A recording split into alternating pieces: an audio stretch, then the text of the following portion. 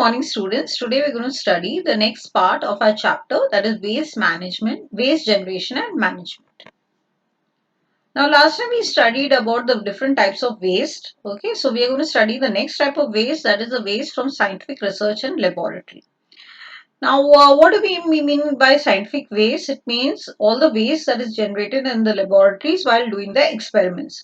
Like it can be the broken glass apparatus, the plant and animal waste, etc.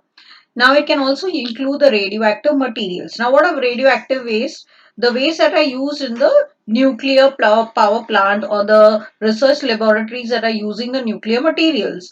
Now these radioactive substances, they are very harmful to human beings. So if they are not disposed of properly, it can cause severe damage to human life. Okay, for example, the cobalt 60, which was disposed of at Delhi, it created a lot of medical problems to the people who were living there. Okay, it was not disposed of properly, and it even led to death of the people, besides skin burns and damage to the kidneys, the liver and the bones. Now we come to the different methods of disposal of waste. Waste can be disposed of by different methods. Let's study the first method. It's called segregation. Now what do you mean by segregation? It means separation. Now the waste can be separated into through three different types, that is reusable type, the degradable and the non-degradable. Now what do you mean by reusable waste? It means paper, like newspapers, exam sheets, books, notebooks, textbooks, etc. After using them, we give it to the kabadi wala. Okay, so that is, he is reusing it to make new paper.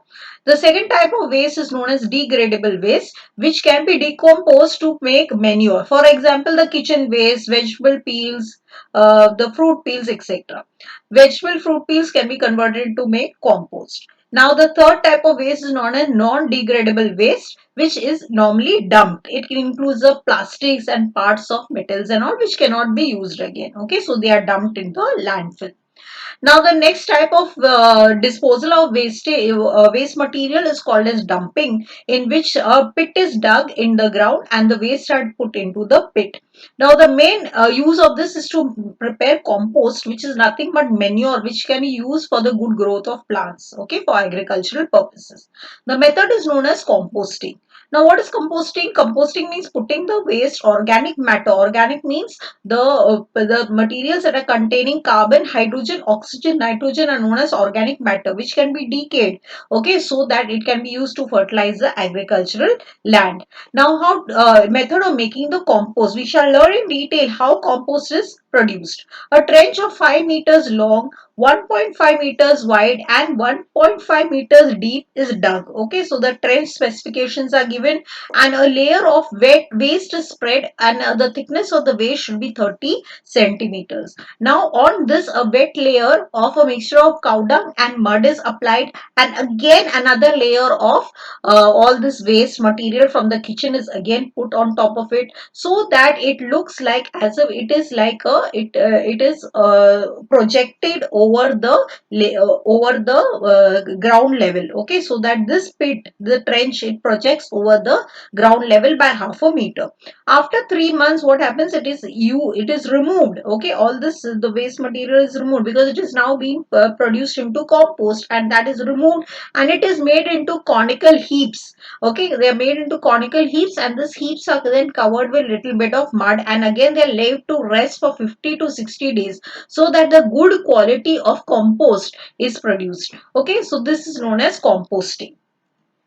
The next method is treatment of effluents. What are effluents? Now you know the industries, the chemical factories and all, they produce a lot of waste material which are in the form of liquid. Okay, liquid waste. These are known as effluents, which are mixed with water. Okay, now what we have to do is, these has to be treated. You can't just put the effluents into the river water or the sea water. They have to be treated. So they are passed through a treatment plant, effluent treatment plant, before disposing them into the water bodies. There are three steps in this treatment. The first step is primary treatment, in which the separation of the debris is led into a sedimentation tank. Sedimentation tank means a tank where all the the heavier particles are let to rest down at the bottom.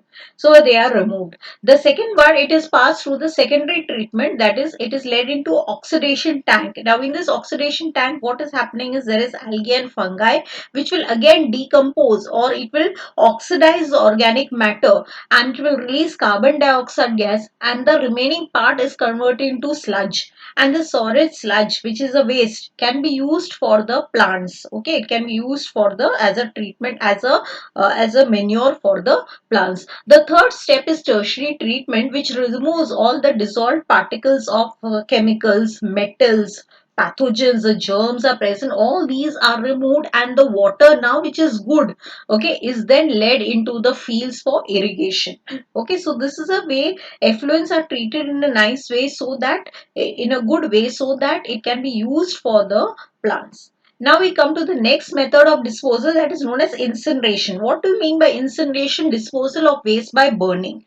Now three main purposes are there. Reduces the volume of the waste. With the volume, a paper, it is big, and then if you burn it becomes little bit, you get little bit of ash. So it reduces the volume of the waste. It makes a toxic waste less toxic. Okay, anything bad becomes less bad. Reduces fumes and harmful substances. Then precautions. What are the precautions to be carried out when you're using incineration? It should be carried out at a very high temperature. It should be equipped with pollution control devices. There should be devices which are controlling the pollution, so that it doesn't harm the people who are staying in that place. Incinerator should be away from residential areas. You should not keep an incinerator where people are living. Now, whatever is the waste that is burned, only 25% of it is converted into ash, and that 25% of it is disposed of into a landfill. Okay, it should be disposed of into a landfill. Now, what are the advantages? Of course, the ash occupies less place. Residual ash can be recovered for the recovery of some metals, and electricity can also be generated. You can get many metals also. In the ash, you will find metals of copper, iron, all that you can get from the residual ash. And also electricity can be generated. When an incinerator is burning, a lot of heat is produced. This heat can be used for burning. Okay, so it can be used for producing electricity. So it can be used in a good way, dual purpose. You are burning the waste, you are producing electricity. Now we go to the next part, that is so two devices we have to study in detail which are used for purification of air. The first one is known as a scrubber. Now you can see this is like a chamber over here. Here the bad air is passed into this chamber, and here you can see it is passed through a packing material. Okay, this is a packing material. It can be either a wet material or a dry material. So the air from here passes through this packing material, and all the dirt and the particulate matter gets stuck inside this, and the good clean air will come out of it through this. Okay, so this is known as a scrubber. Air is passed to dry or wet packing material. Air passing out of the scrubbers, dust free, clean, free of gaseous pollutants. So there won't be any pollutants in this while using the scrubber. The next type of the apparatus that we are using is known as an electrostatic precipitator. Now, what is an electrostatic precipitator? As you can see, there's plus, minus, plus, minus. These are electrostatic plates. Okay, they're metal plates which are carrying positive, negative, positive, negative, positive, negative, and so on.